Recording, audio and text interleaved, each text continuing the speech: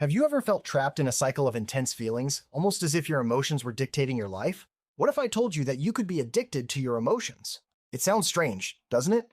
We often associate addiction with substances or behaviors, but the truth is, our brains can become hooked on emotional states too. This isn't about weakness. It's about the intricate science of how our minds work.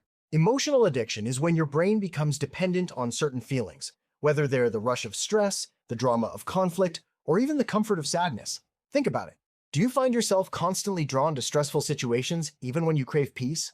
Perhaps you thrive in the midst of chaos, feeling restless when life is calm. This isn't just a personality quirk. It's your brain seeking out the familiar chemical cocktail it's grown accustomed to. When you experience strong emotions, your brain releases neurotransmitters like cortisol and dopamine. Over time, it starts to crave these chemical spikes, reinforcing the very emotional patterns that trigger them. It's a powerful, often unconscious, drive. Consider the person who always seems to find themselves in dramatic relationships, mistaking chaos for passion, or the one who procrastinates until the last minute, needing that adrenaline rush to feel motivated. Even anger can be an addiction, leading some to seek out conflict without real reason. These are not conscious choices to suffer, but rather the brain's learned response, seeking out what feels familiar, even if it's harmful. The good news?